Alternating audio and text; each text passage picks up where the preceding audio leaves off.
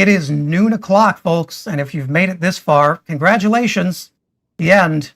The week. You made it to another one this Memorial Day weekend. This is the live show where we break down the biggest headlines of the week and hopefully laugh a little bit through the tears. There was a robot fashion show in Seoul, South Korea over the weekend. Galaxy Corporation saying that we believe robots need clothes. No, they don't. That is not making it onto our top 5 for the week, but there are so many big stories. And as always, follow us on YouTube at Lincoln Square Media. You can follow us on Substack at Lincoln Square. Send your comments and your questions during the show, and we'll make sure to get to them. And I'm joined this week by one of my favorite people to help break down all the news. Great Mr. Joe Sudbay. You know him from State of the States on Sirius and so much more. He's bringing a little bit of handsomeness to the proceedings here. Joe, how was your Memorial Day? It was pretty low key. I'm in DC, so we actually had like 8 days of gray weather. Yeah. And the funny thing is my cousins in Ireland were dealing with usual DC weather while I was dealing with usual Ireland weather. It was gray here, sunny there. That's not how it should be. Yeah, everybody in Europe complaining how hot it is. I would have liked any of that here. New York City, where it only manages to rain on weekends and holidays. Always great. So we're going to jump right in, Joe, because there's a ton of stuff going on this week. One thing that just broke as we came on, a federal judge in the Eastern District of Virginia is blocking Donald Trump's $1.8 billion slush fund. Shocking on the grounds that it's completely corrupt and illegal. But that'll be delayed, it looks like, at least until June. But that is not even on Trump's radar at the moment. He's too busy with our first story, staffing a concert nobody seems to want to go to. The White House announced this concert over the weekend. There were 9 acts, originally a real who's that of concert-going celebrities. Now, in just the last couple days, 7 of them have dropped out, including Martina McBride, Milli Vanilli, the Commodores, Bret Michaels. But still, don't worry, they still have Vanilla Ice. He just needs people to loan him a couple bucks to get the bus, and he'll be there. Joe, what do you make of this? One of the things, I feel like everything Trump touches turns to shit. And this is another example of it. I mean, that this guy is going to be overseeing the 250th anniversary of our independence. If you asked him what that date stands for, do you think he could tell you it was the signing of the Declaration of Independence? I'm pretty sure he couldn't. He has no idea. He's, of course, also obsessed with the big monstrosity he's building on the White House lawn for the UFC battle that's going to take place on his birthday. And I saw a quote from this woman, Rachel Reisner, who's working for Freedom 250. And she said that they were dedicated to uniting Americans around the nation's 250th anniversary. Donald Trump has never, ever, ever remotely tried to unite the American people over anything. And this is just another example. And I think what happened is a lot of these acts were told, it's the celebration of 250. And then they realized they got sucked into the Trump vortex and it was going to be more ugliness. Yeah. And what surprises me with this is several of the acts that they weren't even contacted. They had no idea that this was happening and had never agreed in the first place. It's surprising to me that with all of this magnified 250, and even Kid Rock has not agreed to do this concert. I mean, it seems like this is one of a string of things Donald Trump has tried to do by the seat of his pants with no planning. We have no idea how this came about, and it's just falling apart in front of everyone. I mean, this really is kind of the legacy of his second term, wouldn't you say? Yeah, and look, I mean, if the choice is him not having a plan and not having a strategy and not having an idea of how to put on a concert, I'd take that. Unfortunately, we're still dealing with the fallout from a war he started without any plan, without any idea, without any strategy. And, it's like every single thing he does, there's nothing concrete behind it and it all falls apart. I mean, sometimes it's a concert, but sometimes it's the prestige of the United States of America, which he has destroyed on the world stage. And you mentioned some of that prestige. We have a big UFC cage being built on the lawn of the White House. Now, Joe, I think if all you need to really make this into idiocracy, throw some recliners out there and a car without wheels. We've basically made it to Mike Judge's dystopia way ahead of schedule. My husband Carlos and I watch Idiocracy. I had never seen it. I watched it a couple months ago, and it felt too real. And like you just said, it just feels even more real now. And I haven't been down by the White House lately. It's funny. It's not that far from where I live, but it's just the idea of going in that neighborhood and seeing the destruction he has put on that historic building and turn it into his little plaything. And it's interesting. You mentioned, Max, at the top that a judge has blocked his slush fund for terrorists and cop beaters. I'm sure there are a lot of Republican members of Congress who are so happy that happened, but it's not over. They own every single thing he's doing. And, some of them are gleeful about it, but it shows his priorities too. His priorities are the UFC battle and the big show on the White House lawn. That's one of his top priorities, next to the ballroom, next to the terrorist slush fund. That's what he cares about. Doesn't care about American people. He cares about that. And you can tell he doesn't, because they're rewriting the map so that Republicans don't actually have to be popular in order to win. And that is actually our second big story for the week. The rush of redistricting all over the country. Now, Joe, you host State of the States on Sirius. This is something you've been following really closely. Tell us what's going on. Yeah, well, ever since the Calais decision a couple weeks ago, the Supreme Court, the Republicans on the Supreme Court, led by John Roberts, who spent 40 years trying to figure out how to destroy the Voting Rights Act, there has been a frenzy. And I think, Max, if you pay attention to what's happening in state legislatures, especially in these Republican trifecta states, that they are, they've been doing MAGA and 2025, Project 2025 for a while. But the frenzy with which so went into a special session and to undo and eliminate Black majority districts, I think has been shocking to a lot of people, particularly Tennessee. I mean, it was gross. It should have been just a Klan rally. Louisiana has done the same thing. They've eliminated one of the two Black districts. Interestingly, South Carolina didn't.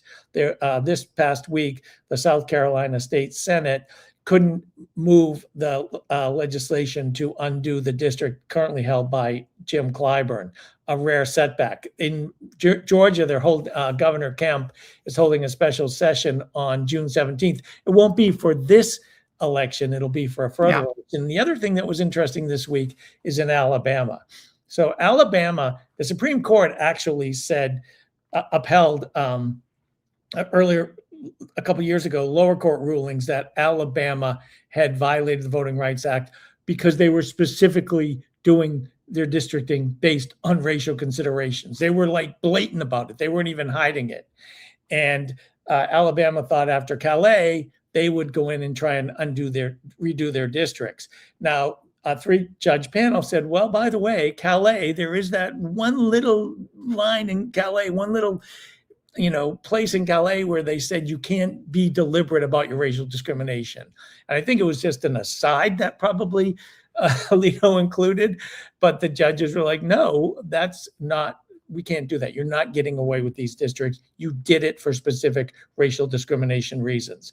So the court blocked it. It's going to the Supreme Court. It's going to be very interesting. A couple weeks ago, I was talking to Madiba Denny from Balls and Strikes, and she said, the one thing we know about this Supreme Court is if they can interfere in a way to the Republicans on the Supreme Court to discriminate against Black voters, they will. So keep an eye on what happens in Alabama with the Supreme Court case. Over the next week, I think we'll probably get a ruling. Yeah, the mask is off and the hood is back on in a lot of these. But what's so surprising to me is South Carolina, you also had Indiana earlier in the year, who are basically not doing what Donald Trump is pushing them to do. Does this have anything to do with the fact that he just hit a new low in national popularity across the country? I think what's interesting about that, Max, is it's something, and I like to go back to that night of the Indiana primary. And I know you pay attention to what happens in Indiana. And I Yeah. think 6 of the 8 Republicans lost that night. And I saw Elliot Morris, the great pollster, great analyst, saying, look, this shows you what happens in Republican primaries. You have to be totally loyal to Donald Trump. But does it help in general elections? Because that same night in Michigan, there was a state Senate election. It was a district that Kamala Harris won by 1 point in 2024. The Democrat won that district by 20 points. And just to be clear, it was for control of the Michigan State Senate. It was either going to be 2018 or 1919. Both sides understood the stakes, invested heavily. And the Democrat overperformed Harris by 19 points. And I think that sets up the perfect contrast between Republicans, who are so busy cowering to Trump within their Republican circles and fearing him. And, he's had some success. Yeah. He knocked off John Cornyn this week. He got rid of Tom Massey. But, I think that it's winning in the Republican primary and being fearful of him there is different than in a general election. And so what does all of this look like going into the midterms? This is obviously benefiting Republicans. They've sort of made up for California. Having Virginia's Democratic redistricting shot down helped a lot. Does this actually put control of the House in real jeopardy, or what does the current trend look like? I think the current trend is showing Democrats, I think, again, I refer to Elliot Morris. He's someone I rely on because I try to be consistent in looking. He had the Democratic generic up 8 right now. And there are about 136 Republican-held seats where Trump's approval is underwater. So, people are going to be going into the voting booth in just 5 months, just over 5 months. And actually early voting will be underway in 5 months in many states. And what are they looking at? They're looking at the state of their lives, right? Donald Trump and Republicans can tell you that affordability is a hoax, but people living their lives know exactly what's going on. And they're also seeing a president who's more concerned, like we said, about a ballroom and about UFC battle on his lawn and about funding terrorists who, attack the Capitol on his behalf than he is about the American people. And the Republicans in the House particularly have aided and abetted him every step of the way. Look what happened last week. One of the most embattled members of the House is Mike Lawler from New York 17. Mike Lawler, who shows up on cable news all the time, pretending to be a moderate. Donald Trump went to his district and talked about how fantastic he is. That's going to be an ad. So I think that, the Republicans will pick up, obviously, a seat in Tennessee and one in Louisiana. Remains to be seen, Alabama. So, and they have the ones from Texas. They've made up some ground, but they're also facing a blue wave that continues to grow, I think. Yeah, and it is shocking. I saw some analysis of this that showed that if the current spread carries to Election Day, under the old maps, Democrats would have 236 House seats. Under the new maps, only about 220. I mean, it is remarkable how much Republicans are just giving up the game of representative politics and just trying to rig the map, which I guess brings us to the third story that we have for the day. The story you talked about in Texas here, Ken Paxton absolutely demolishing John Cornyn in a Republican primary where Donald Trump endorsed Paxton, where a third of Cornyn voters say they will not vote for Ken Paxton, where one of the most popular words to describe Ken Paxton among voters in Texas is creepy. I mean, this has got to be great news for James Talarico, the Democrat, doesn't it? Yeah, and I saw he raised over $3 million in 24 hours after Paxton was declared the winner. And you can tell how freaked out Republicans are. First of all, there's a whole litany of Republicans who have talked about how corrupt Ken Paxton is because he is corrupt. He's corrupt to his core. He's one of the most corrupt politicians in America, I think only surpassed these days by Donald Trump. He's been impeached by Republicans in the Texas House. His wife divorced him on biblical grounds, but I don't think that was the I think this affair was the different affair that was brought up during the impeachment. He's been indicted for securities fraud.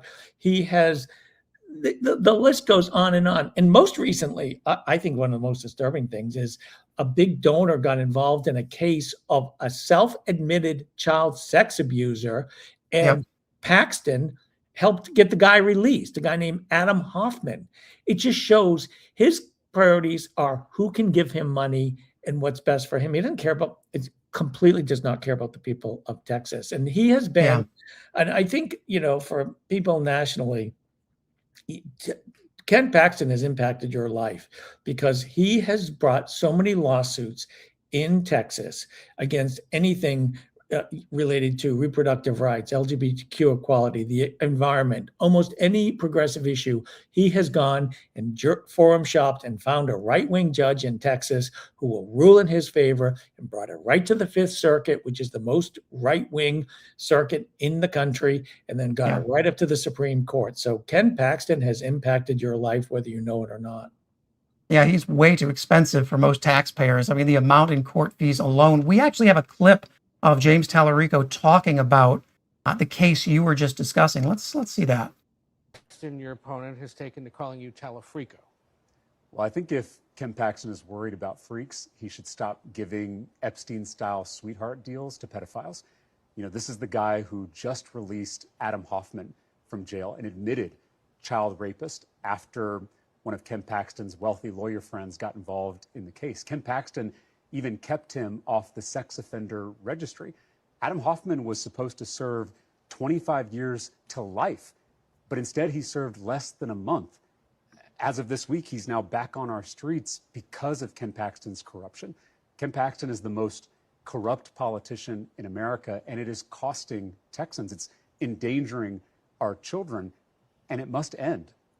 I think the Epstein class has no place in Texas, and this November, we're going to come together to defeat Ken Paxton and take back our state for the people. And maybe I'm missing it, Joe, but to date, Ken Paxton has provided no actual reason for why he let this child sex predator off with a 30-day sentence, and he doesn't even have to file as a sex offender. I mean, I can't name anybody else in America who's gotten a deal that plush, except maybe Jeffrey Epstein. Right. I think part of it is because Ken Paxton has never had to answer, really, for much of what he's done. Texas is a state that Republicans control. I mean, the Republicans in the state House did try to impeach him. They did impeach him. There was a Senate trial, and the Lieutenant Governor, Dan Patrick, who's one of the most powerful people in the state, said to Texas state senators, I will run primaries against you if you impeach this guy. So he has been protected by the most powerful. He's got billionaire protectors as well. So I think this is going to be one of the first times he's really faced an intense challenge on a national stage. And what I was just happy to see Talarico come out and be that aggressive. He's done videos talking about how corrupt Ken Paxton is. He's tying him to all his corruption. He's trying him to the creepiness that is so prevalent when it comes to this guy. And like I said, there's going to be so many ads. You can run ads in Texas for weeks with Republicans talking about how corrupt and horrible Ken Paxton is. Those are just Republicans, because there are a lot of Republicans can't stand the guy. And the attacks on Talarico are so weird and creepy. Like, it just shows how weird Republicans are. The leading voice defending Paxton right now is Stephen Miller, who goes on Fox News and says all kinds of crazy shit. And maybe that works with a tiny bit of the base, maybe. But in the real world, most people are like, this is what you're talking about. This is a guy who's corrupt, and you're trying to change the conversation. Like, even calling him Talarico. Oh, I'm sure some Republican consultant was really proud of himself for that. Talarico's like, I'm not playing that game. This is what we're going to do. We're going to talk about issues. So I just hope, and I suspect the Talarico campaign knows exactly what they're up against, and I expect them to be very aggressive and aided and abetted this time, Max, because I love talking about state legislatures. There are 150 seats in the Texas House of Representatives. There are, I think, 31 in the Senate. Only 16 Senate seats are up. Democrats have candidates in all 16. They have candidates in all 150 House seats. Amazing. Get out your little GOTV machines. Get out the vote machines. They're going to be out there talking to voters who haven't been talked to for a long time. They understand the assignment, and to the point where the aforementioned Dan Patrick actually told a gathering of right-wingers a couple of weeks ago, he's not sure Texas Democrats won't take the House. He thinks they have a very good chance of taking the House of Representatives, which would be amazing. It certainly is inspiring Blue Texas fantasies. Our viewer, Maxine Hunter, says, yes, the Paxton has not been held to account. And I want to play an ad here when we talk about how corrupt Ken Paxton is. This ad, I think, really hits the nail on the head. It's hard to argue with the point. Let's play it. This is the sound of Texas. And this is how it sounds under Ken Paxton.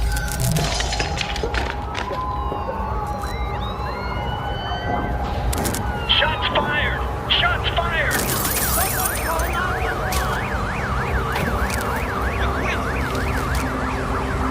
So, which Texas do you want to hear? Now, what blows my mind about this ad is that ad was put out by the NRSC, the Republicans. This is what Republicans have to say about Ken Paxton. I could not believe that when I saw it. I can't argue with them. They spent tens of millions of dollars to defeat Paxton, the National Republican Senatorial Campaign Committee. They've spent tens of millions, and they're going to have to spend, I think, a couple $100 million if they want to have him win. That's money they're not going to be able to spend in North Carolina, in Ohio, and in Alaska. Does that mean Republicans want him? Of course, they have billionaires lining up to pour money into these races, but it really does show how odious Ken Paxton is, and a lot of like I said, a lot of Republicans can't stand the guy. Yeah, rightly so. And odious is a great transition to the fourth story we have. Speaking of unpopular Republicans, Donald Trump now underwater with white voters, with the working class, with people without college educations. More than half of white voters now disapprove of Trump. That's up from 32% earlier in the year. He's -18 with men, -15 with white voters. His net approval is down 2 points from just last week, to the point where he is now only positive in 3 states: Idaho, Wyoming, and West Virginia. Not exactly swing states, Joe. No, and that means he's underwater in states where there are big elections this year, like Georgia, Florida, North Carolina, Texas. We talked a lot about Texas. And, how does it translate? And I think a lot of the question is, are some of these people who are disillusioned with Trump not going to vote? Are they going to vote for Democrats? Well, there's a big chunk of them. Remember, he won. He did pretty well with young people and some Latino voters. That's gone. Yeah. That is gone. And we've seen in some of the primaries, particularly in Texas in March, the Latino turnout for Democratic in primaries was off the charts. In Georgia, May 19th, on their primary day, Democrats had bigger turnout than Republicans did. And the big competitive fights weren't on the Democratic side. They were on the Republican side, and Democrats still turned out. And it's one of the things I think, Max, about this year is Democrats understand the assignment. Democratic voters, independent-leaning voters, young voters, and people who realize they probably made a mistake by voting for Trump understand the assignment. And we've seen that in special election after special election. We've seen it in some, like I said, some of the primary turnout. So when you see his numbers going that low, some of them, a lot of people say, well, they're not going to vote for Democrats. Maybe they won't, but they're not going to vote. And that helps too. And we're seeing those young voters. That was a big heartburn for Democrats early last year, was, did we just lose, especially young men, to the Republicans? That doesn't seem to be true. The newest polling shows young voters are moving towards Democrats at an even larger margin than they did in 2020.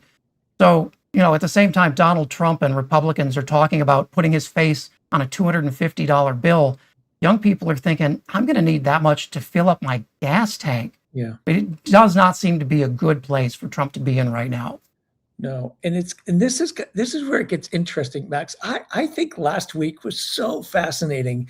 Remember, Republicans were going to ram through their ICE and CBP funding bill, and they were limited to ICE and CBP because of the way Democrats handled their strategy. And I thought they did a great job on that.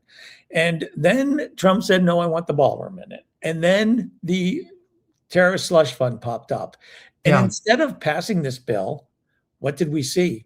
We saw them skedaddle out of town because they're starting to realize, they're scared of Trump. And again, we've seen what he did to Cassidy. We saw what he did to Cornyn. We saw what he did to Massey.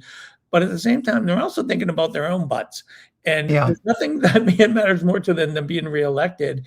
And when they come back, all of this is still on the plate. They still have to deal with this. And we're seeing ICE out of control. I mean, Greg Pavino is showing up in New Jersey at this Delaney detention center where people were on a hunger strike because of the way they're being treated so badly, with our tax dollars that are going to a private prison corporation. And Markwayne Mullen, who some Democrats actually voted for, is actually threatening to shut down international travel in America because of the immigration issue. This is, it's like they can't do enough to destroy our economy. They keep looking for more. And it is all of that vengeance and all of that abandonment of working class Americans, middle class Americans seems to be catching up to Trump. And it isn't just among voters either. And that brings us to our fifth story for the day. In yet more evidence that we are living in some kind of simulation, Pope Leo has declared a holy war on the robots. He released a papal encyclical over the weekend, slamming AI, criticizing it as debasing the value of humanity, environmentally damaging, driving addiction and misinformation among kids. But more to the point, he argued that it was just fundamentally dangerous to create a class of people who have so much power over information and over the truth, and then to say, well, we can't regulate them. Let's let them regulate themselves. Let's listen to Pope Leo. Artificial intelligence needs to be disarmed. The word is strong, I know, but deliberately chosen because this moment needs words capable of attracting attention, awakening consciences, and indicating paths forward for humanity. Artificial intelligence now demands to be disarmed, freed from logics that turn it into an instrument of domination, exclusion, and death. Like nuclear energy, it must be at the service of all and of the common good. Decisions about technology must never be separated from conscience and responsibility. So, two big things there. One, the Pope is apparently pro-nuclear. And two, I mean, this is a pretty clear line in the sand for the tech titans. What do you think, Joe? Yeah, I actually thought just the title of the encyclical, Magnifica Humanitas, Magnificent Humanity. This is what's most striking to me.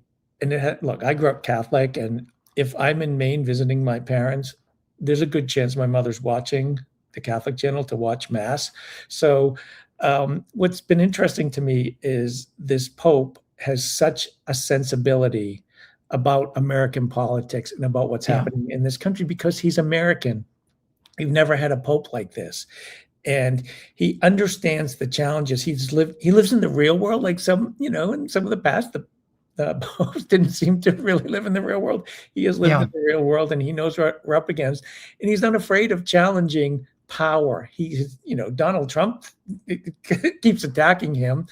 J.D. Vance is interesting. J.D. Vance actually praised the Pope's actions, which is interesting because one of the targets of the Pope's was, without necessarily saying it, was Peter Thiel, who views himself as sort of an antichrist. But Peter Thiel helped create J.D. Vance, who's converted to Catholicism. So I just kind of feel like it was a really important statement. And I feel like, it kind of hits, Max, what we've seen these past few weeks when college speakers are praising AI, and they're getting booed by college students who understand the threat to them from AI. And you see all these kind of corporate titans and tech titans basically saying, yeah, we're going to eliminate the workforce. Who needs it anyways? I mean, I'm paraphrasing a little bit, but they are so detached from reality, and their billions and trillions have just detached them from reality. And I think that what the Pope did this past week was try and, talk about it in terms of, like you said, magnificent humanity. And one of the interesting points I found in it, he, of course, talked about how this worsens income inequality, how it creates imbalances of power in developing countries that are not allowed to use technology, that their data is fed to train. But he also talked about how the mindset of tech CEOs is that the flaws in people are problems to be fixed and optimized and corrected. And it leads to this view that some tech CEOs like Thiel have been very open about, and Elon Musk, that some people are just less valuable than others, and that those are disposable people. And it was the first time I've really heard that laid out so clearly, that this technology, the way we're treating it now, it's not going to help people. It's going to displace and make people feel like they've lost value in their humanity. And that is, I think, such an important thing to be talking about right now. I agree. There's actually, he posed some questions. One of them is, what direction should we choose as a people and as a human community? Yeah. And I think we haven't thought of ourselves as a human community. Certainly under this Trump administration, we don't even think of ourselves as an American community. We've lost touch with community. And I think that that's one of the things that actually a lot of people, I think what No Kings has helped with, and a lot of other events around the past few years have tried to rebuild that sense of community. So much of it we lost through COVID, but so much of it we're losing through tech and the kind of life and world the tech titans want to impose on us. Yeah. Well, the Pope must be doing something right, because he got me, an arch-Episcopalian, to spend a Sunday reading a papal encyclical, and it makes amazing points. I encourage everyone to at least read a summary of it, because it will probably give voice to a lot of the concerns you might have about tech and AI as well. Yeah.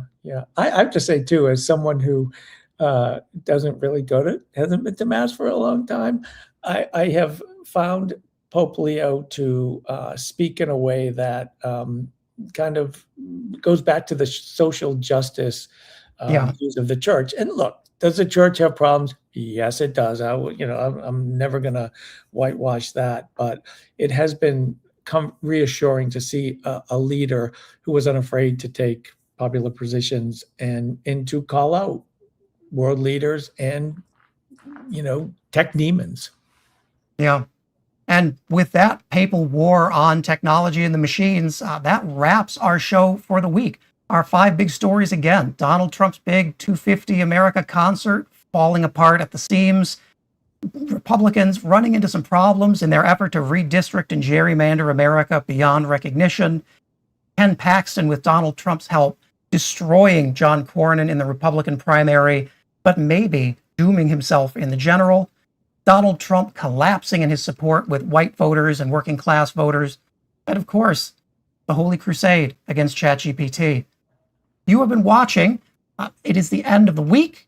I've been your host, Max Burns. You have been listening to my guest as well, Joe Sudbay from SiriusXM State of the States. Joe, how can people follow you? I'm mostly on Blue Sky, Joe Sudbay. I'm on Instagram, but I just do my wildlife on Instagram. And when can people catch the show? The show airs every weekend. First airing's at 9 a.m. Eastern, and then it repeats through the weekend. It's also on the app. This week, actually, I have Vivian Topping from the Equality Federation. They do great work out in the field trying to, fight against ugly LGBTQ bills and pass progressive legislation. And Sam Park, who's the minority whip in Georgia. And there's a lot happening in Georgia this year. It's really exciting. Sounds amazing. I'll tell you, that's what a nice guy Joe is. He won't even plug his own show unless I force him to. As for us, I don't have that problem. You can follow us on YouTube at Lincoln Square Media. You can follow us on Substack at Lincoln Square. Leave comments in the clips, and there's a lot more ahead. So stick around.